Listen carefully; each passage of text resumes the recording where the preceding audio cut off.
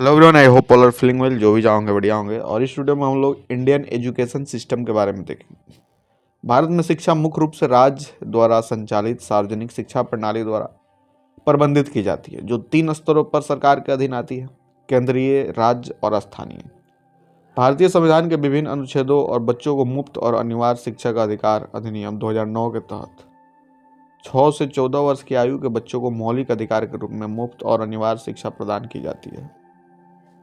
भारत में सार्वजनिक स्कूलों और निजी स्कूलों की कुल संख्या का अनुमानित अनुपात 10:3 है।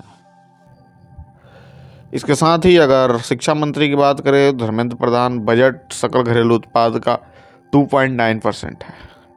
प्राथमिक भाषाएं जो है हमारे यहाँ अंग्रेजी, असमिया, बंगाली, बोरो, डोगरी, गुजराती, हिंदी, कन्नड़, कश्मीरी, कोंकणी, मैथिली, मलयालम, मैतई, मणिपुरी, मराठी, नेपाली, उड़िया, पंजाबी है। सिस्टम प्रकार की बात करें तो संघीय, राज्य और निजी है। अनिवार्य शिक्षा की स्थापना 1 अप्रैल 2010 को हुआ। कुल 77.7% है, पुरुष 84.6% और महिला 70.3%। नामांकन की बात करें तो प्राथमिक 95%, माध्यमिक 69% और माध्यमिक शिक्षा के बाद 25%।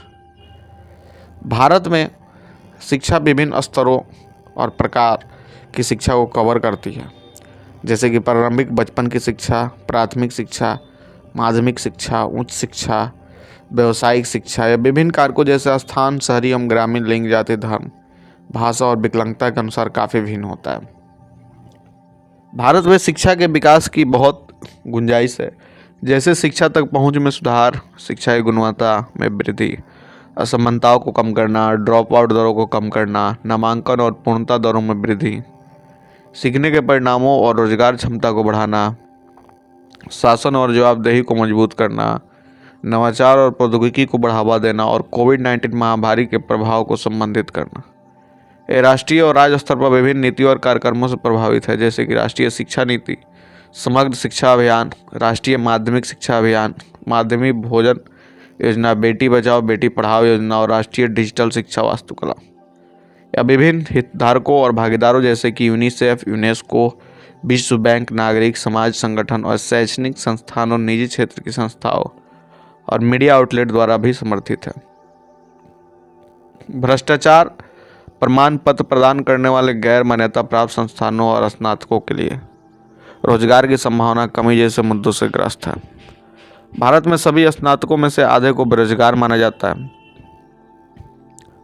भारतीय संविधान के तहत प्रत्येक राज्य अपने शासन के अंतर्गत आने वाले स्कूलों के लिए जिम्मेदार था। राज्य के पास शिक्षा नीतियों को बनाए और लागू करने का पूर्ण अधिकार क्षेत्र था। भारत के संविधान में संशोधन के पारित होने के बाद शिक्षा समवर्ती सूची के अंतर्गत आ गई, जिसने संघीय सरकार के रूप में भी जाना जाता है। शिक्षा नीति और कार्यक्रमों की सिफारिश करने की अनुमति दी, भले ही राज्य सरकार इन कार्यक्रमों को लागू करने में व्यापक स्वायत्तता प्रयोग करे।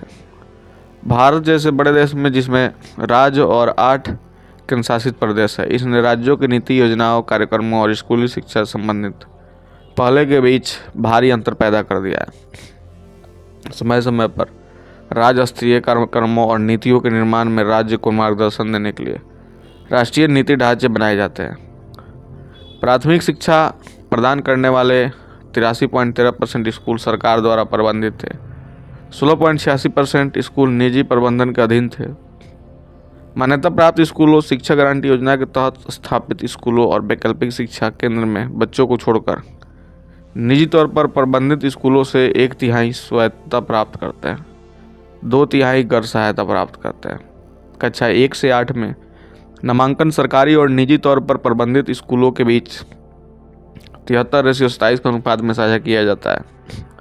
हालांकि ग्रामीण क्षेत्रों में अनुपात अधिक 80:20 है और शहरी क्षेत्रों में बहुत कम 36:66 है। 2011 की जनगणना में लगभग 73% आबादी साक्षर बताई गई है, जिसमें पुरुषों के लिए 81% और महिलाओं के लिए 65% थी।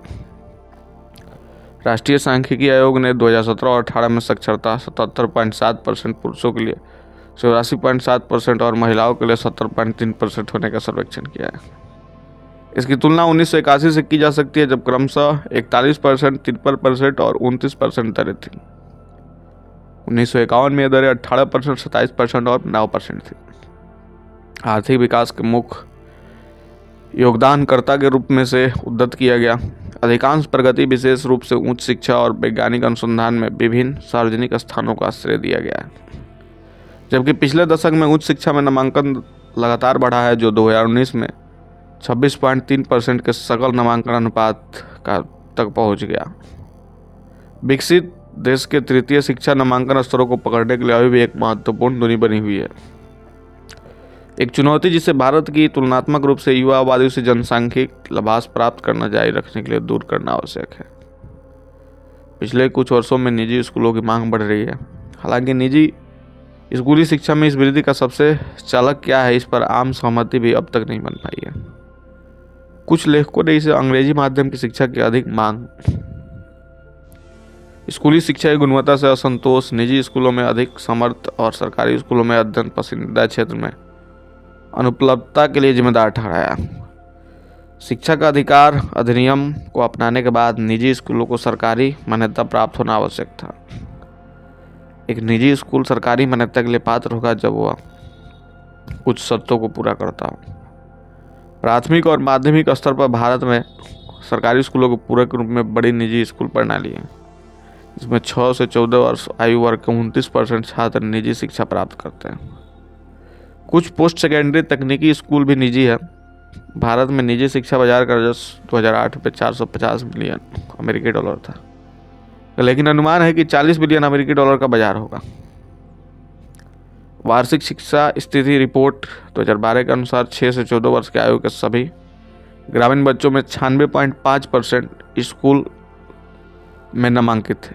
96% से अधिक नामांकन की रिपोर्ट करने वाला यह चौथा वार्षिक सर्वेक्षण है। भारत ने वर्ष 2007 से 2014 तक इस आयु वर्ग के छात्रों के लिए औसत नामांकन अनुपात 95% बनाए रखा। परिणाम स्वरूप 6 से 14 आयु वर्ग के उन छात्रों को संख्या को जो स्कूल में नामांकित नहीं है, शैक्षणिक वर्ष 2018 में घटकर 2.8% हो गए। 2013 की एक अन्य रिपोर्ट में कहा गया है कि भारत के विभिन्न मान्यता प्राप्त शहरी और ग्रामीण स्कूलों में कक्षा 1 से 12 तक 229 मिलियन छात्र नामांकित थे, जबकि मात्रात्मक रूप से भारत सार्वभौमिक शिक्षा के करीब पहुंच रहा है। इसलिए इसकी शिक्षा गुणवत्ता पर विशेष रूप से इसकी सरकारी स्कूल प्रणाली में सवाल उठाया गया। जबकि 95% से अधिक बच्चे प्राथमिक विद्यालय में जाते हैं, केवल 40% भारतीय किशोर माध्यमिक विद्यालय।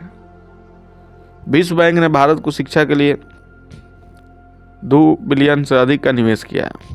खराब गुणवत्ता के कुछ कारणों में हर दिन लगभग 25% शिक्षकों का अनुपस्थित शामिल है। भारत के राज्यों में ऐसे स्कूलों की पहचान की जा रही है। उन्हें बेहतर बनाने के लिए परीक्षण और शिक्षा मूल्यांकन जरूरी है। मानवाधिकार मापन पहल ने पाया कि भारत शिक्षा के अधिकार के लिए कंपनी आय के स्तर को जो संभव होना चाहिए उसका लेवल 89.0% की प्राप्त कर रहा है। हालांकि भारत में निजी स्कूल है, लेकिन ये क्या पढ़ा सकते हैं, वो किस रूप से काम कर सकते हैं, किसी भी मान्यता प्राप्त शैक्षिक संस्थान को चलाने के लिए गैर लाभकारी होना चाहिए। संचालन के अन्य सभी पहलुओं के संदर्भ में अत्यधिक विनियमित है। इसलिए सरकारी स्कूलों की बात की जाए और निजी स्कूलों के बीच अंतर भ्रामक हो सकता है। गीता गांधी किंगडम की एक रिपोर्ट में, जिसका शीर्षक है भारत में पब्लिक स्कूलों का खाली होना और निजी स्कूलों का विकास, यह कहा गया है कि समझदार शिक्षा नीति बनाने में भारत में निजी और सार्वजनिक स्कूली शिक्षा क्षेत्र के आकार में विभिन्न बदलते रुझानों को ध्यान में रखना महत्वपूर्ण है। इन रुझानों को अनदेखा करने से बच्चों के शिक्षा पर प्रतिकूल प्रभाव के साथ खराब नीति कानूनों पर जोखिम शामिल है। जनवरी 2019 में भारत में 900 से अधिक विश्वविद्यालय और 40,000 कॉलेज थे। भारत की उच्च शिक्षा प्रणाली में ऐतिहासिक रूप से वंचित अनुसूचित जातियों और अनुसूचित जनजातियों और अन्य पिछड़े वर्गों के लिए सकारात्मक कार्रवाई नीतियों के तहत महत्वपूर्ण संख्या में सीटें आरक्षित है।